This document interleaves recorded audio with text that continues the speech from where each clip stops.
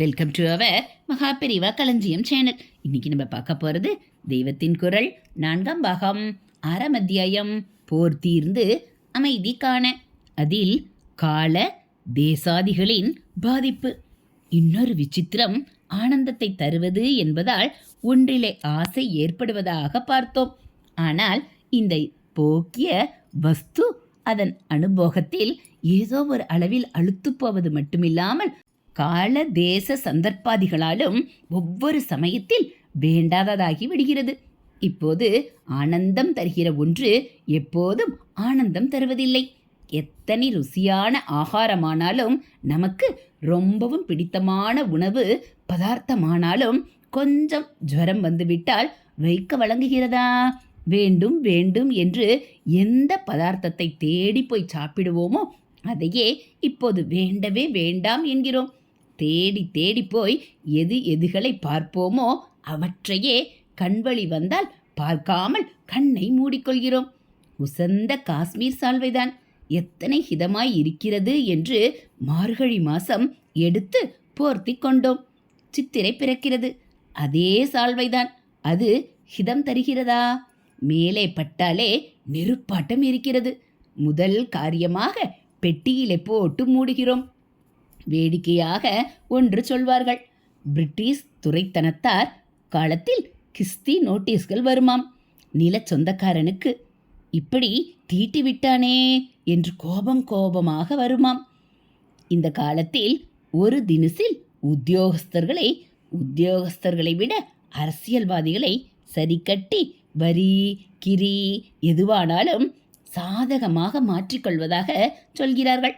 அந்த காலத்தில் இந்த தினுசு அவ்வளவாக நடைமுறையில் இல்லை, அடியோடு இல்லாமல் இல்லை.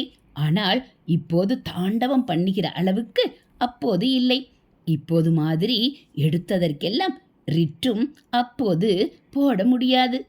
ஆனதால் அந்த நிலச்சுவான்கள் மூக்கால் அழுது கொண்டே கிஸ்தியை கட்டிவிடுவார்களாம். மனசிலே மட்டும் வரி போட்ட ஆபீசரை எப்படியாவது பழி வாங்க வேண்டும் என்று கங்கணம் கட்டிக்கொள்வார்களாம். தனுர்மாச பஜனை முடிந்து ராதா கல்யாணம் நடக்கும். நிலக்காரர்கள் அதற்கு அந்த உத்தியோகஸ்தர்களை மரியாதை பண்ணி கூப்பிடுவார்கள். அவரும் வருவார். ராதா கல்யாண முகூர்த்தம் முடிந்து நன்றாக போஜனமும் பண்ணி வைத்து சந்தன தாம்பூலம் கொடுத்து உத்தியோகஸ்தரை ரொம்பவும் மரியாதையுடன் அனுப்பி வைக்கிற கட்டம் வரும். நன்னா சந்தனம் பூசிக்கோங்கோ என்று அவரிடம் கேட்டுக்கொள்வார்கள். நல்ல குளிர் மாசம். அவர் எவ்வளவு பூசிக்கொள்வார்? ஏதோ கையில் கழுத்தில் கொஞ்சம் தடவிக்கொள்வார். வரி கட்டிவிட்டு மனசுக்குள் சாத்திரமாய் இருப்பவர்கள் பழி வாங்குவதற்கு இதிலேதான் ஆயுதத்தை ஒளித்து வைத்து கொண்டிருப்பார்கள். வெளியிலே மரியாதை குறையாமல் ரொம்பவும் அன்பு சுவாதீனமாக, யாருடா அங்கே? சார் சற்றை கழட்டுடா, ராதாகிருஷ்ண பிரசாதம்மா, உடம்பெல்லாம் சந்தனம் தடவலாம் என்று சொல்லி அப்படியே அவர் உடம்பெல்லாம் பேலா சந்தனத்தை கொட்டி சொதவென்று தேய்த்து விடுவார்களாம். பக்கத்துக்கு ஒருத்தராக கூப்பிட்டு நிறுத்தி பெரிய பெரிய விசிறிகளை அவர்களிடம் கொடுத்து, சாருக்கு நன்னா விசிறுங்கோடா என்பார்களாம். இந்த பலவந்த உபச்சாரத்தில் அதிகாரி உடம்பெல்லாம் வெட என நடுங்கிக் கொண்டு தவித்து ஊரை விட்டே மாறுதல் கேட்டுக்கொண்டு ஓடி போய் விடுவாராம். ஆயுதமாக ஹிம்சித்த இந்த சந்தனமும் விசிறியும் சித்திரை வைகாசியில் சைத்தியோபச்சாரம் என்பதாக எத்தனை ஆனந்தம் தந்திருக்கின்றன. ஹரஹர சங்கர, ஜெய ஜெய சங்கர. அடுத்து ஆசையை விழுங்கும் இன்னொரு ஆசை. ஒரு ஆசையை இன்னொரு ஆசை முழுங்கி ஆனந்தத்தை பறிப்பதையும் பார்க்கிறோம். ரொம்பவும் பிடித்த பாடகரின் கச்சேரி ஃப்ரீ பாஸும் கிடைக்கிறது.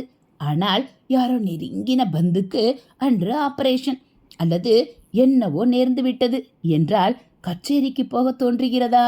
இப்போது பாட்டு ஆசையும் ஆனந்தமும் என்ன ஆயின? ஒரு ஆசையை இன்னொரு ஆசை முழுங்கி விடுகிறது. பாட்டு ஆசையை விட பந்தத்துவ ஆசை பெரிசாய் இருக்கிறது. சாக்லேட்டை நீட்டினால் கையில் இருக்கிற சொப்பை ஒரு குழந்தை போட்டுவிட்டு இதற்கு ஓடி வருகிற மாதிரிதான் பெரியவர்கள் என்று சொல்லிக் கொள்கிற நாமும் இருக்கிறோம். ஏதோ கொஞ்சம் சுவாமி ஆசையும் நடுப்புற வந்து கோவிலுக்கு போகிறான். புறப்பாட்டுக்கு நாளியாகும் என்பதால் காத்து கொண்டிருக்கிறான். அன்றோடு சினிமா கடைசி ஷோ என்று காதில் விழுகிறது. உடனே புறப்பாட்டை விட்டுவிட்டு இவனே சினிமா கொட்டாய்க்கு புறப்படுகிறான். அல்லது மாற்றியும் சொல்லலாம், சினிமாவுக்கு கிளம்புகிறான். அன்றைக்கு சுவாமி புறப்பாடு என்று கேள்விப்படுகிறான். உடனே சினிமா கிடக்கட்டும் என்று கோயிலுக்கு நடையை மாற்றிக்கொள்கிறான். எதுவோ ஒன்று. மொத்தத்தில் ஒரு ஆசையும் நிரந்தரமாக இல்லை. இன்னொரு ஆசை தன்னை முழுங்க விட்டு விடுகிறது. ஒரே அடியாயும் ஜீரணமாகி விடுவதில்லை. மறுபடி பழைய பலத்தோடவே திரும்பி வந்து நம்மை பிடித்து கொள்கிறது. ரொம்ப கஷ்டம் வருகிற காலத்தில் சினிமாவை விட்டுவிட்டு நவக்கிரகம் சுற்றுவது, பிள்ளையாருக்கு குட்டிக் கொள்வது என்றிப்படி ஆசை. புராண பிரவசனம் கேட்கப் போகலாமே என்று தோன்றுகிறது. சௌக்கியம் வந்தால் குஷி பிறந்து அந்த ஆசைகள் போய் சினிமா இல்லாவிட்டால் வேற ஏதோ கேளிக்கையில் ஆசை பிறக்கிறது. ஹரஹர சங்கர ஜெய ஜெய சங்கர, ஹரஹர சங்கர ஜெய ஜெய சங்கர. மகா பெரியவாச்சரணம்.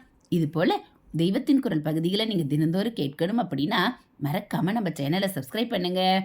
கூடவே பெல்லைக்கானை கிளிக் பண்ணி ஆளுங்கிற பட்டனையும் அழுத்திடுங்க. நம்ம சேனலில் வரக்கூடிய ஆன்மீக விஷயங்கள், தெய்வத்தின் குரல் பகுதிகள், மகாபெரிவ மகிமை எல்லாம் உங்களுக்கு பிடிச்சிருந்தா ஒரு லைக்கும் கமெண்ட்டும் கொடுத்து உங்களுக்கு தெரிஞ்சவங்களுக்கும் ஷேர் பண்ணுங்கள். தேங்க்யூ.